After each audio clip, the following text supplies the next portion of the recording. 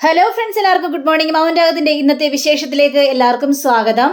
അങ്ങനെ നമ്മുടെ കാർത്തികയെ കാണിക്കുകയാണ്. അപ്പൊ കാർത്തിക ഭയങ്കര കാർത്തിക കരച്ചില് പോലും നിർത്തിയിട്ടില്ല. ആ സമയത്താണ് നമ്മുടെ ഈ കാദംബരി ചെല്ലുന്നത്. അപ്പൊ കാദംബരി ചെന്ന് കഴിഞ്ഞപ്പോഴേക്കും കാർത്തികയ്ക്ക് വീണ്ടും സങ്കടം കൂടി. കാർത്തിക, നീ ഇങ്ങനെ കരയല്ലേ, നിന്ന് സമാധാനിക്ക്, കഴിഞ്ഞ കാര്യങ്ങളെല്ലാം കഴിഞ്ഞു, ഇനി അതിനെക്കുറിച്ച് ഓർത്ത് കരഞ്ഞിട്ടൊന്നും ഒരു കാര്യമില്ലെന്നൊക്കെ കാദംബരി പറഞ്ഞുകൊണ്ടിരിക്കുക. ആ സമയത്താണ് അമലു ഒരു ഗ്ലാസ് ജ്യൂസും ആയിട്ട് വരുന്നത്. ചേച്ചി മതി, കരച്ചിൽ നിർത്ത്, ചേച്ചി ഇന്നേ വരെ ഒരു ഭക്ഷണം പോലും കഴിച്ചിട്ടില്ല, ഇത്ര നേരമായി എന്നിട്ട് ഒരു തുള്ളി ഭക്ഷണം പോലും കഴിച്ചിട്ടില്ല, ഈ ജ്യൂസെങ്കിലും കുടിക്കുക. പക്ഷേ നമ്മുടെ കാർത്തിക നോക്കുന്നു പോലുമില്ല. കാർത്തിക ഇങ്ങനെ തലയും കുരിച്ച് സങ്കടപ്പെട്ടിരിക്കുക. അപ്പോഴമല് പറയുന്നുണ്ട്, കുടിക്കേച്ചി, ഈ ജ്യൂസെങ്കിലും കുടിക്കേച്ചി, അല്ലെങ്കിൽ ചേച്ചിക്കായിരിക്കും ഇനി അസുഖം വരാനായിട്ട് പോകുന്നത്, ചേച്ചി എവിടെയെങ്കിലും വീണ് പോകും, ചേച്ചി ഒന്ന് ജ്യൂസ് കുടിക്കേച്ചി എന്ന് പറഞ്ഞുകൊണ്ട് നിർബന്ധിക്കുക. അങ്ങനെ നിർബന്ധിച്ച് കഴിഞ്ഞപ്പോഴേക്കും കാദംബരി ഇങ്ങോട്ട് താമല്ലോ, ഞാൻ കൊടുക്കാമെന്ന് പറഞ്ഞുകൊണ്ട് മേടിക്കാം. ദേ കാർത്തികേച്ചി, ഇത് കുടിച്ചേ, എനിക്ക് ചുമ്മാ കാലി വരുന്നുണ്ടേ, ഈ ജ്യൂസ് അങ്ങോട്ട് കുടിക്ക്, അല്ലെങ്കിൽ ചേച്ചിക്കായിരിക്കും ഇനി അടുത്ത അസുഖം വരാനായിട്ട് പോകുന്നത് എന്ന് പറഞ്ഞു കഴിഞ്ഞപ്പോഴേക്കും കാർത്തിക ആ ജ്യൂസ് അങ്ങോട്ട് മേടിക്കുക. പക്ഷെ കുടിച്ചൊന്നുമില്ല. അപ്പോഴാണ് നമ്മുടെ കല്യാണിയുടെ വരവ്. അപ്പോൾ കല്യാണിക്കും ഈ ഒരു കാഴ്ച ഉണ്ടെങ്കിയപ്പോഴേക്കും ആകെ ഒരു സങ്കടം തോന്നുക. അപ്പോൾ കാർത്തിക പറയുന്നത്, കല്യാണി ഇതുവരെ വന്നില്ലല്ലേ, എന്തായി, വിവരങ്ങളൊന്നും അറിയില്ലല്ലോ, എന്തായി അവിടെ എന്നൊക്കെ ഇങ്ങനെ ചോദിക്കുമ്പോഴാണ് കാർത്തിക അവരുടെ മുന്നിലേക്ക് ചെല്ലുന്നത്.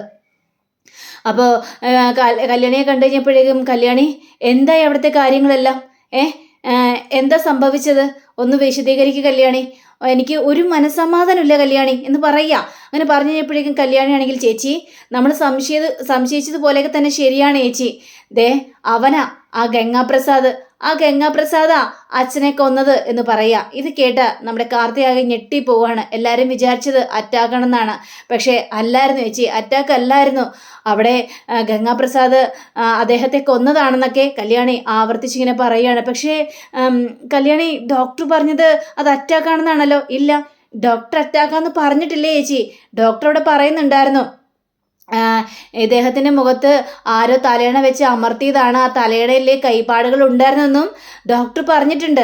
അതിനെ സംബന്ധിച്ചാണ് ഞങ്ങളൊരു വിശദീകരണം നടത്തിയത് ചേച്ചി. അവിടെ ദിലീപിൻ്റെ വീട്ടിൽ പോയി അവിടുത്തെ CCTV ക്യാമറ എല്ലാം പരിശോധിച്ചപ്പോഴാണ് ഞങ്ങൾക്ക് കാര്യങ്ങളെല്ലാം മനസ്സിലായത്. അവർ CCTV ഒന്നും പരിശോധിക്കാതെയാണ് അച്ഛൻ അറ്റാക്ക് വന്നത്, അതാണെന്നൊക്കെ പറഞ്ഞുകൊണ്ട് ഓരോ കാര്യം പറഞ്ഞ് സംസാരിച്ചുകൊണ്ടിരുന്നത്. പക്ഷേ അങ്ങനെയല്ലായിരുന്നു ചേച്ചി.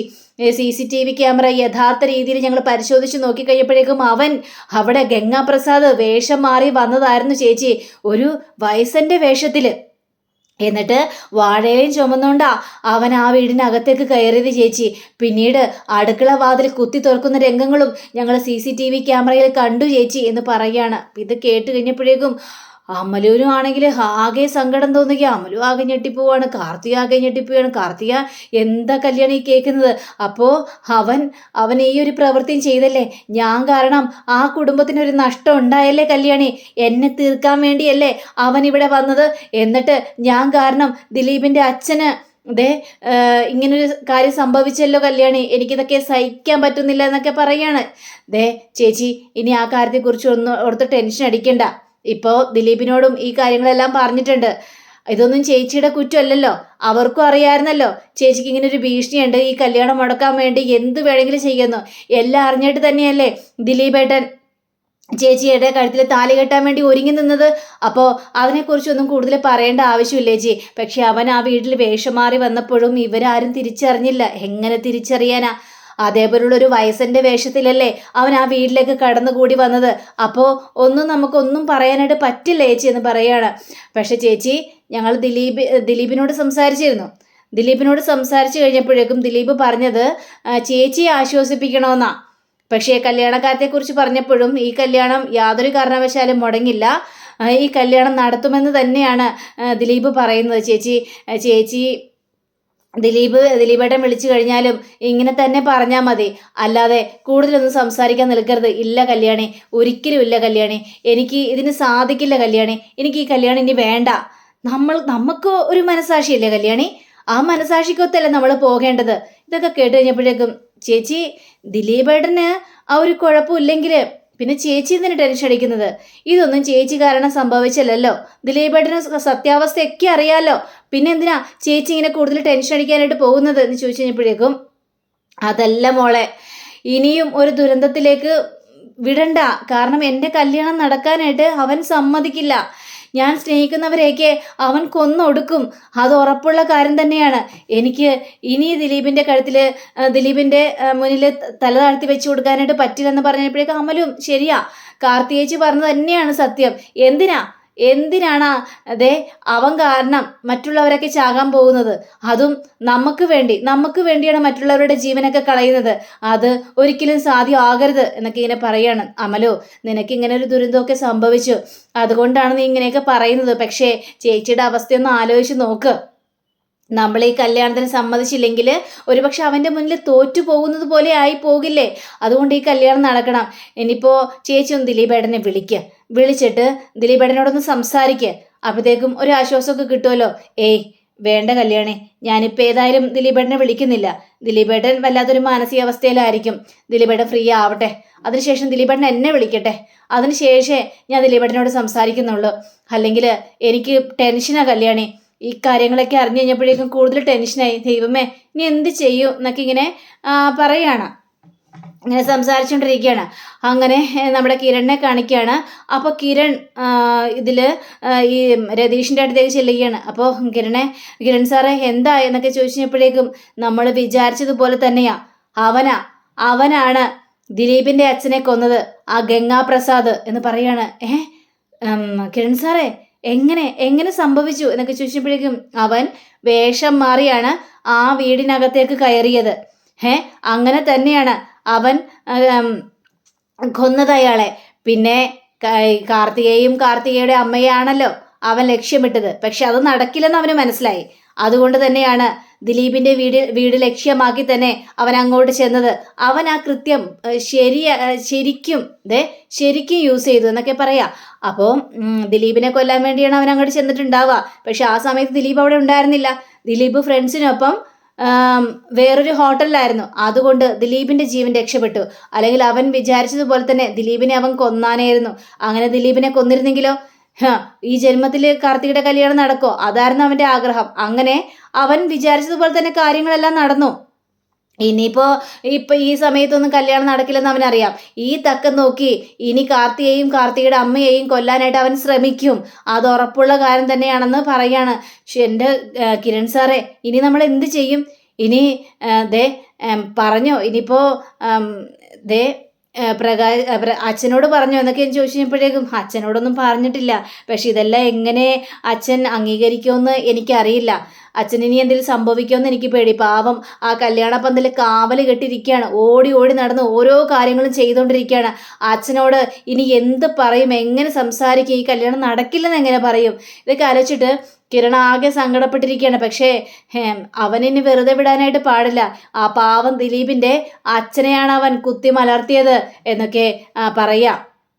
ഇങ്ങനെ പറഞ്ഞു കഴിഞ്ഞപ്പോഴേക്കും ഇവർക്കും ആകെ ഒരു പേടി തോന്നുകയാണ്. ഇനി കിരൺ സാറേ എന്ത് ചെയ്യും എന്നൊക്കെ ചോദിച്ചപ്പോഴേക്കും എനിക്ക് അറിയില്ല എന്ത് ചെയ്യുമെന്ന്. പക്ഷേ ദിലീപ് ഒറ്റക്കാലം നിൽക്കുകയാണ്. ഈ കല്യാണം മുടങ്ങില്ല. എന്ത് കാരണവശാലും ഈ കല്യാണം നടക്കുക തന്നെ ചെയ്യും. പക്ഷെ കുറച്ച് സാവകാശം വേണം. ഇതെല്ലാം ഒന്ന് അടങ്ങണം. ഇപ്പോൾ ചടങ്ങുകളെല്ലാം കഴിഞ്ഞല്ലേ ഉള്ളൂ. അതിനുശേഷം ബാക്കി എല്ലാ കാര്യങ്ങളും നോക്കാം എന്നൊക്കെ ഇങ്ങനെയാണ് ദിലീപ് പറഞ്ഞതെന്നൊക്കെ ഈ കിരൺ അവിടെ സംസാരിക്കുകയാണ്. പിന്നീട് കാണിക്കുന്നത് ഗംഗാപ്രസാദിനെയാണ്. അപ്പോൾ ഈ ഒരു കാര്യമൊക്കെ അറിഞ്ഞു കഴിഞ്ഞപ്പോഴും ഗംഗാപ്രസാദ് ഭയങ്കര അട്ടഹസിച്ച് അങ്ങോട്ട് ചിരിക്കുകയാണ്. എന്തോ വലിയൊരു കാര്യം സാധിച്ചു, താൻ വിചാരിച്ചതുപോലെ തന്നെ കല്യാണം മുടക്കി എന്നൊരു രീതിയിൽ അട്ടഹസിച്ച് അങ്ങോട്ട് ചിരിക്കുകയാണ്. അപ്പോൾ ഇവരൊക്കെ പറയും, കൂട്ടുകാരൊക്കെ പറയാണ്, എടാ നീ അട്ടഹസിച്ചിരിക്കാനൊക്കെ വരട്ടെ, അച്ഛനെ കൊന്നുള്ളല്ലോ. ഇനി കാർത്തികയുടെ കല്യാണം ഇനി നടക്കുമെന്ന് ആർക്കറിയാം? ഇനി കല്യാണം നടക്കാനായിട്ട് പോകുന്നില്ല. അവൻ്റെ മനസ്സിലൊരു പേടിയൊക്കെ ഉണ്ടാകും. ഇനി ദിലീപ് അവളുടെ കഴുത്തിൽ താലി കെട്ടാനായിട്ട് പോകുമോ?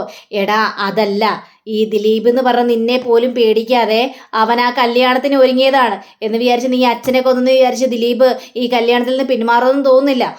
അങ്ങനെയാണെങ്കിൽ അതൊന്ന് കാണുമല്ലോ. ഏതായാലും അത്ര പെട്ടെന്നൊന്നും കല്യാണം നടക്കാനായിട്ട് പോകുന്നില്ല. അതിനുള്ളിൽ കാർത്തികയുടെ അമ്മയെയും എനിക്കില്ലാതാക്കണം. അതിനു വേണ്ടി തന്നെയാണല്ലോ ഞാൻ ഇങ്ങോട്ട് വന്നിരിക്കുന്നത്. അവർക്ക് രണ്ടുപേർക്കും നല്ലൊരു ജീവിതം കിട്ടാനായിട്ട് പാടില്ല. അത്രയ്ക്കും ദ്രോഹങ്ങളാണ് അവരെന്നോട് ചെയ്തിരിക്കുന്നത്. അതുകൊണ്ട് സ്വത്തുക്കളൊന്നും അവരനുഭവിക്കാനായിട്ട് ഞാൻ അനുവദിക്കില്ല എന്നൊക്കെ ഗംഗാപ്രസാദ് ഇങ്ങനെ പറയുകയാണ്. പക്ഷേ അവിടെ കിരണുണ്ട്. അവനായിട്ട് ഏറ്റുമുട്ടെന്ന് പറഞ്ഞു കഴിഞ്ഞാൽ അത് വലിയൊരു കഷ്ടം തന്നെയാണ്. എടാ നീ തന്നെയാണ് ഈ സംസാരിക്കുന്നത്. നിനക്ക് കിരണിനോട് ഏറ്റുമുട്ടാൻ പറ്റില്ല. എടാ അവനെ ഒറ്റയാനാണ്. അവൻ്റെ കൈക്ക് നല്ല ഇരുമ്പിൻ്റെ ബലമാണ്. അവനെയൊന്നും അങ്ങനെയൊന്നും തളയ്ക്കാനായിട്ട് പറ്റില്ലടോ. പക്ഷേ അല്ലെങ്കിൽ പിന്നെ തോക്ക് വേണം. തോക്കുണ്ടെങ്കിൽ അവനെ വെടിവെച്ച് വീഴ്ത്താം. പക്ഷെ ഇപ്പം അതുമില്ലല്ലോ. തോക്കുമില്ലാത്തൊരവസ്ഥയല്ലേ. അതുകൊണ്ട് കെയർഫുള്ളായിട്ട് തന്നെ നിന്ന് വേണം അവനെ വക വരുത്താനായിട്ട്. ചിലപ്പോൾ ഞാൻ തീർന്നെന്ന് വരും. അതുകൊണ്ടാണ് സ്റ്റെഫിയുടെ കാര്യത്തിൽ ഞാനൊരു തീരുമാനമെടുക്കാത്തത്. എടാ സ്റ്റെഫിയുടെ കാര്യം ആലോചിക്കുമ്പോൾ ആകെ സങ്കടമുണ്ട് കേട്ടോ. എടാ നിന്നേട്ട് ഒരു ജീവിതം കണ്ടിട്ടാണ് അവൾ സ്വപ്നം കണ്ട് കഴിയുന്നത്.